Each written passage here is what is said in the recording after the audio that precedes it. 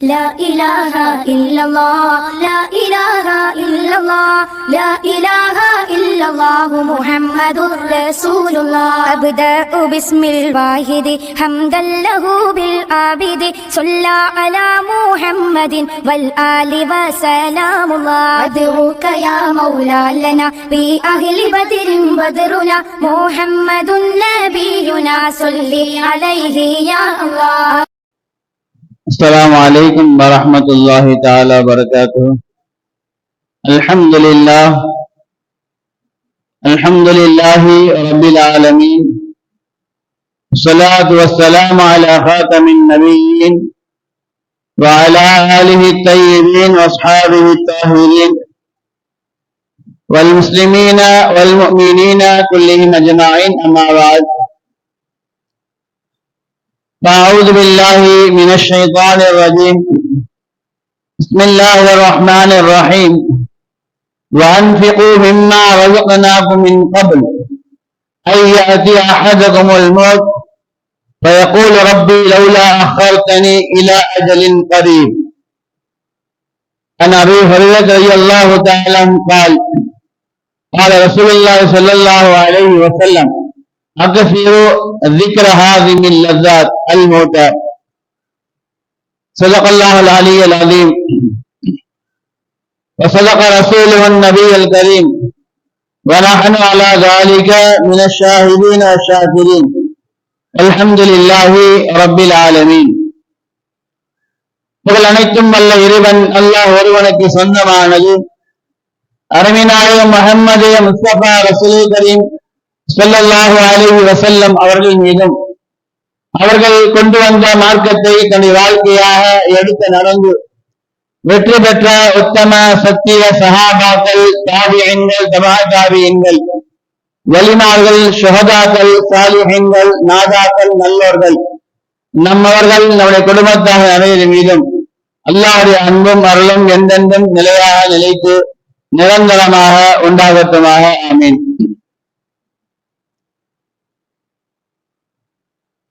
கண்ணியம் நிறைந்த அல்லாஹ்வின் நல்லடியார்களே,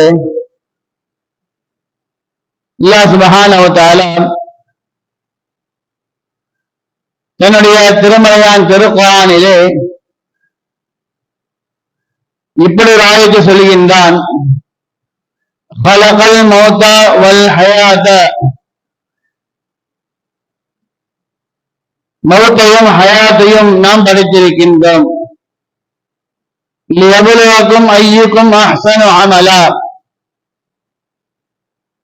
யார் உங்களில் அமல்களால் நல்லார்கள் என்பதை, செயல்களால் நல்லவர்கள் என்பதை, நற்காரியங்களை யார் அதிகமாக செய்கின்றார்கள் என்பதை சொல்லிப்பதற்காக வேண்டி மரணத்தையும் ஹயாத்தையும் நாம் படைத்திருக்கின்றோம் என்பதாக அல்லாஹ் குர்ஆனிலே சொல்லி காட்டியிருக்கின்றான்.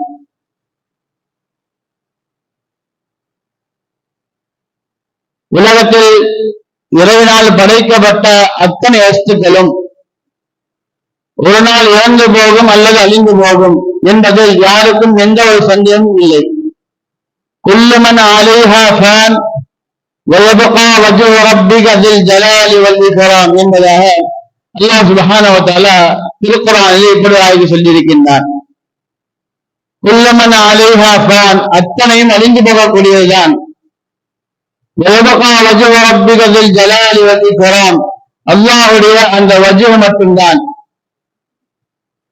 அந்த ஸாத் மட்டும்தான் நிலைத்திருக்கும் என்பதாக அல்லாஹ் குர்ஆனிலே தெள்ளத் தெளிவாக சொல்லிவிட்டான். ஆனால் மரணம் என்பது இறைவனால் படைக்கப்பட்ட, மனிதனால் உருவாக்கப்பட்ட அத்தனைக்கும் வரக்கூடியதுதான். அத்தனையும் ஒரு நாள் அழிந்தே தீரும் என்பதில் எந்த ஒரு சந்தேகமும் யாருக்கும் இருக்கவே முடியாது. எவ்வளவு உயர்வாக, தரமாக, வலிமையாக ஒரு வஸ்துவை நாம் உருவாக்கினாலும் சரி, 1000 ஆண்டு காலங்கள், 2000 ஆண்டு காலங்கள், 10,000 ஆண்டு காலங்கள், எத்தனை லட்சங்கள் ஆண்டுகள் கலந்தாலும் சரி, ஒரு நாள் அல்ல ஒரு நாள் அது அழிந்து போவதில் எந்த ஒரு சந்தேகமும் இருக்க முடியாது. வாரண்டி என்பதாக சொல்வார்கள். ஒரு பொருளை நாம் வாங்கும் பொழுது ஒரு வருடம் அல்லது 2 வருடம், அதிகபட்சமாக 10 வருடங்கள். அந்த 10 வருடங்களுக்கு பின்பதாக அது கெட்டு போய்விடும். அதன் செயல்பாடு அது இழந்துவிடும், குப்பைக்கு தள்ளப்படும். ஆக அதன் செயல்பாடுகள் முடிவடைகின்றன என்பதாக. அருமையாளே, உலகத்தில் மனிதனாக படைக்கப்பட்ட நாம் அல்லாஹ்வுடைய படைப்பாக இருக்கின்றோம். அல்லாஹ் நமக்கு மரணம் என்ற ஒரு விஷயத்தை அல்லாஹ் வைத்திருக்கின்றான். எவனாக்கும் ஐயக்கும் அஹ்சன் அமலா, இந்த மரணத்திற்கு முன்பதாக உங்களில் யார் நல்ல அமல் செய்யக்கூடியவர்கள் என்று சோதிப்பதற்காக வேண்டும். அல்லாஹ்வுடைய படைப்புகளில் எண்ணற்ற படைப்புகள் யார் என்று பார்த்தோம் ஏனால், அல்லாஹ் ஏராளமான படைப்புகளை கடலுக்குள்ளாகவும் கடலுக்கு மேலாகவும் பூமியிலும் சரி படைத்திருக்கின்றான், வானலோகத்திலும் படைத்திருக்கின்றான். எல்லா படைப்புகளை காட்டிலும் எண்ணிக்கையில் அதிகமானவர்கள், வலிமையில் அதிகமானவர்கள் மலக்குகளாக இருக்கின்றார்கள். அமரக்கும் அல்லாஹ் எதை சொல்கின்றானோ அதற்கு மாற்றம் செய்ய மாட்டார்கள். அல்லாஹ்வுடைய கட்டளைக்கு முழுமையாக கட்டப்பட்டு நடக்கக்கூடியவர்கள் வழக்குமார்கள். அவருடைய எண்ணிக்கையை பற்றி யாரும் சொல்லிவிட முடியாது. அல்லாஹ் ஒருவன் மட்டும்தான் மலக்குமார்கள் எண்ணிக்கையை அறியக்கூடியதாக இருக்கின்றான். அல்லாஹ் குர்ஆனில் சொல்கின்றான், யாரும் அறிய மாட்டார்கள், யாருக்கும் தெரியாது. ஜுனூத ரப்பிக இல்லாஹு, அல்லாஹ்வை தவிர அல்லாஹ்வுடைய மலக்குமார்கள் எத்தனை நபர்கள் என்பதை யாரும் அறிந்திருக்க மாட்டார்கள் என்று அல்லாஹ் சொல்கின்றான். தோராயமாக நாம் கணக்கிட்டு பார்க்கலாம். மறுமை நாளிலே நரகம் இழுத்துக் கொண்டு வரப்படும் என்பதாக ஹதீஸ் வருகின்றது. மஹ்ஷரிலே நரகம் இழுத்து மனிதருக்கு முன்பதாக கொண்டு வரப்படும். நரகம் மிக பெரும் பிரம்மாண்டமாக இருக்கும். எந்த அளவுக்கு என்றால், நரகத்தை இழுத்து வருவதற்காக வேண்டி சுமார் 70,000 கடிவாளங்கள் அந்த சங்கிலிகள் இருக்கும் என்பதாக சொல்லப்படுகின்றது. 70,000 சங்கிலிகளை கொண்டு, வரிசைகளை கொண்டு, கடிவாளங்களை கொண்டு நரகம் இழுத்துக் கொண்டு வரப்படும். ஒவ்வொரு கடிவாளத்திலும் அந்த வரிசையிலும் சுமார் 70,000 மலக்குமார்கள் இருப்பார்களாம். நரகத்தை இழுத்துக் கொண்டு வருவதற்காக வேண்டி 70,000 கடிவாளங்கள் உள்ள ஒரு பொருளை இழுத்து வருவதற்காக வேண்டி ஒவ்வொரு கடிவாளத்திலும் 70,000 மலக்குமார்கள் இருப்பார்கள் என்பதாக ஹதீஸில் நாம் பார்க்கின்றோம். இன்னொரு ஹதீஸில் இப்படி வருகின்றது, நமக்கெல்லாம் உலகத்தில் இருப்பதை போன்ற ஒரு கஅபா மலக்குகளுக்காக வேண்டி வானலோகத்தில் தனியாக இருக்கின்றது. அந்த கஅபாவிற்குள்ளாக ஒவ்வொரு நாளும் 70,000 மலக்குமார்கள் தவாப் செய்வதற்காக வேண்டி, அமல் செய்வதற்காக உள்ளே நுழைகின்றார்கள். உலகம் ஆரம்பித்த நாள் முதல், அல்லாஹ்வுடைய படைப்பு ஆரம்பித்த நாள் முதல் இன்று வரையிலும், இன்னும் கியாமத் வரையிலும் ஒவ்வொரு நாளும் 70,000 மலக்குமார்கள் நுழைந்து கொண்டு இருப்பார்கள். நுழைந்து யாரும் வெளியே வரமாட்டார்கள். அப்படி என்றால் மலக்குகளுடைய எண்ணிக்கை நாம் சிந்தித்து பார்க்க வேண்டும். எண்ணில் அடங்காத, கணக்குகள் சொல்ல முடியாத அளவிற்குள்ள மலக்குமார்கள். அல்லாஹ் சொல்கின்றான், அத்தனை அழிந்து போய்விடும். குல்லமன் அலேஹான், எவ்வளவு பெரிய எண்ணிக்கையாக இருந்தாலும் சரி, எவ்வளவு பலம் புரிந்ததாக இருந்தாலும் சரி, அனைத்தும் அழிந்து போய்விடும். இல்லாஹு, அல்லாஹ்வுடைய அந்த தாத்தை தவிர, அல்லாஹ்வுடைய தாத்து மட்டும்தான் நிலைத்திருக்கும். நாளை மறுமையிலே அல்லாஹ் சுப்ஹானஹு வ தஆலா அத்தனை படைப்புகளையும் அழித்துவிட்டு இஸ்ராயேலிடத்தில் கேட்பானாம், யார் இப்பொழுது மீது இருக்கின்றார்கள் என்பதாக. இஸ்ராயேல் சொல்வார்கள், ஜிப்ரீல், மீகாயில், இஸ்ராஃபீல், இஸ்ராயேல், அல்லாஹ்வுடைய அடிமை நானும் ஜிப்ரீலும் இஸ்ராஃபீலும் மீகாயிலும் யா அல்லாஹ் ஒன்னும், நாம் அவர்தான் மீதம் இருக்கின்றோம் என்பதாக சொல்வார்கள். அல்லாஹ் சொல்வான், அனைவரும் இறந்து போகட்டும் என்பதாக சொல்வான். இஸ்ராயீல் அலைஹிஸ்ஸலாம் அவர்கள் ஜிப்ரீலும் மரணமடை செய்வார், இஸ்ராஃபீலும் மரணமடை செய்வார், மீகாயில் அலைஹிஸ்ஸலாம் அவர்களும் மரணமடை செய்வார்கள். மீண்டும் அல்லாஹ் கேட்கின்றான், இப்பொழுது யாரும் இழந்திருக்கின்றார்? யா அல்லாஹ், நீயும் உன்னுடைய அடியாராக இருக்கக்கூடிய நானும் என்பதாக சொல்வார்கள். அல்லாஹ் சொல்வான், நீயும் இறந்து போய் என்பதாக அல்லாஹ் சொல்வான். ஹதீஸை விளக்கத்தில் பார்க்கலாம். உலகத்தில் மரணித்த அத்தனை மரணங்களை காட்டிலும் இஸ்ராயேல் தன்னுடைய ரோகை வாங்கக்கூடிய நேரத்தில் அவர் படுகின்ற சிரமம் கஷ்டம் அதிகமானது என்பதாக சொல்லப்படுகின்றது. அவர் பட்ட சிரமத்தை போன்று கஷ்டத்தை போன்று உலகத்தில் அல்லாஹ்வுடைய எந்த படைப்பு அடைந்திருக்க முடியாது. அவ்வளவு சிரமமான ஒரு சூழ்நிலை. கடைசியாக இஸ்ராயேல் இறந்து விடுவார். அல்லாஹ் தனக்குத்தானே கேட்டுக் கொள்வான், இப்போது யார் இருக்கின்றார்? அல்லாஹ்வை தவிர யாரும் இல்லை, தனியாக அல்லாஹ் இருக்கின்றான். உலகத்தில் படைக்கப்பட்ட அத்தனை ஜீவராசிகளும் அத்தனை படைப்புகளும் மனிதனால் உருவாக்கப்பட்ட அத்தனை உருவாக்கங்களும் உள்ளவன் அலேஹான், இது அழிந்து போவதில் யாருக்கும் எந்த ஒரு சந்தேகம் கிடையாது. ஆனால் நாம் இந்த அழிவிலிருந்து என்ன படிப்பினை பெறுகின்றோம் என்று சிந்தித்து பார்க்க வேண்டும்.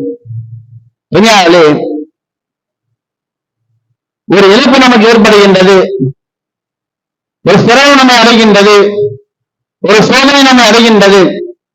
அந்த நேரத்திலே நாம் அந்த மரணத்திலிருந்து, அந்த இழப்பிலிருந்து நாம் என்ன படிப்பினை பெறுகின்றோம்? முதலாவதாக, நாம் ஒரு ஜனாசாவில் கலந்து கொண்டால் நாம் நினைக்க வேண்டும், இது என்னுடைய ஜனாசா என்பதாக நினைக்க வேண்டும். அங்கு படுத்திருக்கக்கூடிய நபர் நான் என்பதாக நினைக்க வேண்டும். குறிப்பாட்டக்கூடிய தருணத்திலே எனக்கு குறிப்பாட்டப்படுகின்றது என்பதாக நான் நினைக்க வேண்டும். தொழிலளிக்கக்கூடிய தருணத்திலே இது எனக்காக விளைவிக்கப்படுகின்றது என்பதாக நம்முடைய உள்ளத்தில் நினைப்பு இருக்க வேண்டும். கபருக்குள்ளாக அளக்கப்படக்கூடிய நேரத்திலே, மண்களை போட்டு மூடப்படக்கூடிய அந்த நேரத்திலே எண்ணெய் இதற்குள்ளாக வைக்கப்பட்டு மூடப்படுகின்றது என்பதாக நாம் எண்ணம் கொள்ள வேண்டும். அருமையாயம் ஸல்லல்லாஹு கேட்கப்படுகின்றது, யா ரசூலல்லாஹ், என்னுடைய அமல் இஹ்லாஸாக இருக்க வேண்டும் என்றால், மன தூய்மையாக மன ஓர்மையாக என்னுடைய அமல் இருக்க வேண்டும் என்றால் நான் என்ன செய்ய வேண்டும் என்பதாக கேட்கப்படுகின்றது. அருமையாயம் ஸல்லல்லாஹு சொல்கின்றார்கள், உன்னுடைய கடைசி விவாதத்தாக இதை எண்ணிக்கொள். எந்த அமல் செய்தாலும் சரி, தொழுதாலும் சரி, நோன்பு வைத்தாலும் சரி, எந்த ஒரு நற்காரியம் நீ செய்தாலும் சரி, இதுதான் என்னுடைய கடைசி தருணத்துடைய அமல் என்பதான் எண்ணிக்கொள். இதற்கு பின்பதாக எனக்கு அமல் செய்யக்கூடிய வாய்ப்பு கிடைக்குமா கிடைக்காதா என்பதை நீ சிந்தித்துக்கொள். உன்னுடைய அமல் இஹ்லாஸாக மாறிவிடும். லஹா தொழுகின்றேன், ஜும்மா தொழுகின்றேன், அசர் என்னால் தொழ முடியுமா, அதோடு நான் ஹயாத்தாக இருப்பேனா என்பதாக மரணத்தை நினைத்து நீ வாழ். உன்னுடைய அமல் அனைத்தும் இஹ்லாஸாக மாறிவிடும். அருமைநாயகம் சொல்ல ஹதீஸ் வருகின்றது, அக்தீரு ذிக்ர ஹாதிமில் லத்தாத், இன்பங்களை அழித்து விடக்கூடிய விஷயத்தை அதிகமாக நினைவு கூர்ந்து வாழ்.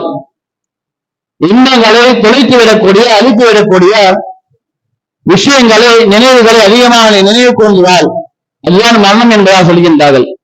அல் மௌத், இன்பங்களை, உலகத்திலே ஆசீர்வாதங்களை நாம் எதெல்லாம் கனவாக கண்டு கொண்டிருக்கின்றனோ, இதெல்லாம் என் வாழ்க்கைக்கு நான் வெற்றியாக நினைத்துக் கொண்டிருக்கின்றனோ, இதெல்லாம் நான் இன்பமாக நினைத்துக் கொண்டிருக்கின்றனோ, அதெல்லாம் அளிக்கக்கூடிய மரணமாக இருக்கின்றது. மரணம் விட்டால் உலகத்திலே ஆசைகள் சென்றுவிடும், அதிகமாக சேகரிக்க வேண்டும் என்ற எண்ணம் போய்விடும். இருக்கின்ற சில வினாடிகள் நாம் எப்படி கழிக்க வேண்டும் என்ற எண்ணங்கள் நம்முடைய உள்ளத்தில் வந்துவிடும். அதுதான் அல்லாஹ் குர்ஆனில் சொல்லி காட்டியிருக்கின்றான், வஅன்ஃபிகூ மிம்மா ரஸக்னாகும் மின் கப்லி அன் யாத்திய அஹதுகுமுல் மௌத், வஅன்ஃபிகூ மிம்மா ரஸக்னாகும், நாம் உங்களுக்கு வழங்கிய அந்த பொருளாதாரத்தை, அந்த நியாமத்துகளை நீங்கள் செலவழியுங்கள். அன் யாத்திய அஹதுகுமுல் மௌத், உங்களுக்கு மரணம் வருவதற்கு முன்பதாக. வயகூலு ரப்பி லவ்லா அஹர்தனி இலா அஜலின் கரீப், அந்த மரணம் வந்துவிட்டால் மனிதன் சொல்வான், யா அல்லாஹ், இன்னும் சில வினாடிகள், சில மணி நேரங்கள் என்னை பிற்படுத்து, நான் விட்ட அத்தனை நற்காரியம் செய்துட்டு வருகின்றேன், என்னை சொத்து செலவுகளை நான் தானமாக வழங்கிட்டு வருகின்றேன் என்றார். மனிதன் புலம்புவான், ஆனால் அவனுக்கு அவகாசம் கிடைக்காது. அப்படியாலே அவகாசம் இருக்கின்றது, நேரம் கொடுக்கப்பட்டிருக்கின்றது. நமக்கு முன்பதாக எத்தனை மரணங்கள் நிகழ்கின்றது, நம்முடன் வாழ்ந்த எத்தனை மக்கள் இன்று இல்லாமல் இருக்கின்றார்கள். சகோதரராக இருக்கலாம், நண்பராக இருக்கலாம், குடும்பத்தில் அவராக இருக்கலாம், தாயாக இருக்கலாம், தந்தையாக இருக்கலாம், மனைவியாக இருக்கலாம், பிள்ளையாக இருக்கலாம். அருமையாளே, அத்தனை பேர் ஒரு மரணத்திலே நமக்கு படிப்பினைகள் வேண்டும். இன்று அவர்கள் நாளை நான் சொல்ல இருக்கின்றோம். நம்முடைய மரணத்துக்கு முன்பதாக நாம் மறுமையுடைய வாழ்க்கைக்காக வேண்டி என்ன செய்வதாக இருக்கின்றோம். ஒரு ஆளின் மார்க்க மேதை இப்ராஹிம் ஹர்வி என்ற பெயர் சொல்லப்படுகின்றது. அவர் மிகப்பெரிய ஹதீஸ் கலை வல்லுநராக இருக்கின்றார். அல்லாஹ் சுப்ஹானஹு வ தஆலா அழகிய ஆண் குழந்தையை தருகின்றான். அல்லாஹ்வுடைய உதவியின் காரணமாக, கிருபையின் காரணமாக அந்த பிள்ளை 7 வயதிலே ஹாஃபிஸாக உருவாக்குகின்றார். 10 வயதிலே பல ஹதீஸ்களை மனனம் செய்த ஒரு ஹதீஸ்களை வல்லுநராக உருவாக்குகின்றார். குர்ஆன் மனனாகிவிட்டது, பல ஹதீஸ்கள் மனனாகிவிட்டது. நாம் சிந்தித்து பார்க்க வேண்டும். என்னுடைய பிள்ளை கல்வி ரீதியான விஷயங்களில் முன்னேறி சென்று கொண்டே இருந்தால் நம்முடைய கனவுகள் எப்படி இருக்கும்? அந்த பிள்ளையை வைத்து நாம் இதையெல்லாம் சாதிக்கலாம் என்பதாக பல எண்ணங்கள் நமக்குள்ளாக தோன்றும். நம்முடைய பிள்ளை வகுப்பறையில முதல் மார்க்கை பெற்றுவிட்டால் பரவாயில்லை, என் பிள்ளை படிப்பில் ஆர்வமாக இருக்கின்றான், இவனை வைத்து இன்னென்ன காரியங்களாம் சாதித்துக் கொள்ளலாம் என்பதாக பல எண்ணங்கள், பல சிந்தனைகள் நம்முடைய சிந்தனையில் வரும். அதே போன்ற அந்த மார்க்க மேதை பல சிந்தனைகள் வாழ்ந்து கொண்டிருக்கின்றார். ஒரு நாள் அந்த பிள்ளை சுமார் 13 வயதிலே மரணமாகிவிட்டார் என்ற செய்தி அவருக்கு அந்த வகுப்பறையில் வருகின்றது. மக்கள் எல்லாம் ஓடி வருகின்றார்கள். சிறு பிள்ளை ஹாஃபிஸாக இருக்கின்றார், ஹதீஸை மனனம் செய்திருக்கின்றார், ஊரிலே பிரபலமான பிள்ளை, சாலிஹான பிள்ளையும் கூட. இவர் மரணமாகிவிட்டார் என்ற செய்தி ஊர் மக்களால் தாங்கிக் கொள்ள முடியவில்லை. ஓடி வருகின்றார்கள் தந்தையிடத்திலே. இப்ராஹிம் அவர்களை தன்னுடைய மகன் இறந்து விட்டார். முன்முறையில் பொறுக்கின்றார்கள் தந்தை. ஆச்சரியமான விஷயம், உடனடியாக செய்தாக இருக்கின்றார்கள். மக்களுக்கு ஒரு ஆச்சரியம், என்ன ஒரு ஆச்சரியமா இருக்கின்றது.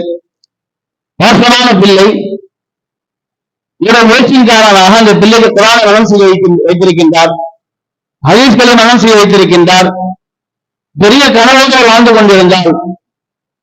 ஆனால் பிள்ளைகள் மரண செய்தியை கேட்டு சிரிக்கின்றார்கள் என்பதாக மக்களுக்கு ஒரு ஆச்சரியம். சைதாவின் எழுந்ததற்கு பின்பாக மக்கள் கேட்கின்றார்கள், எதற்காக நீங்கள் சிரித்தீர்கள் என்று கேட்கின்றார்கள். அவர் அல்லாஹ் நன்றி செலுத்துகின்றார். பிறகு சொல்கின்றார், நான் ஒரு நாள் உறங்கிக் கொண்டிருந்தேன்.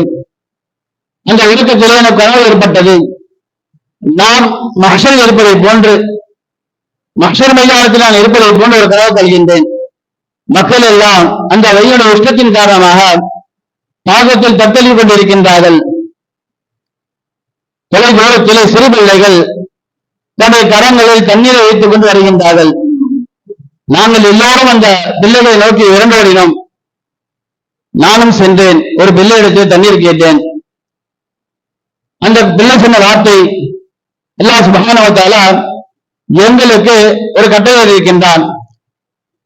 அந்த கட்டளை என்னவென்றால், நாங்கள் எங்களுடைய பெற்றோர்கள் மட்டும்தான் தண்ணீர் கொடுக்க முடியும். சிறு பிள்ளைகள், பாலரை அறியாத பிள்ளைகள், அவர்கள் மஹ்ஷரில் ஓடி வருகின்றார்கள் தன்னுடைய பெற்றோர்களுக்கு தண்ணீர் தருவதற்காக வேண்டி. தண்ணீர் கிடைக்காத ஒரு நாள் மஹ்ஷருடைய நிலையை பற்றி கேள்விப்பட்டிருக்கிற அதிகமான பயான்களிலே, நான் தண்ணீரை கேட்கின்றேன், ஆனால் எந்த ஒரு பிள்ளையும் எனக்கு தர மறுத்து விட்டது. மறுநாள் காலையில் எழுந்திருக்கின்றேன், நான் ஆசை கொள்கின்றேன், என்னுடைய பிள்ளையும் சிறுபிராயத்திலே மரணமாகி அந்த பிள்ளையின் மூலமாக நாளை மறுமையிலே எனக்கு தண்ணீர் புகட்டப்பட வேண்டும் மஹ்ஷர் மைதானத்தில் என்று ஆசை கொள்கின்றேன், ஆசை கொண்டேன்.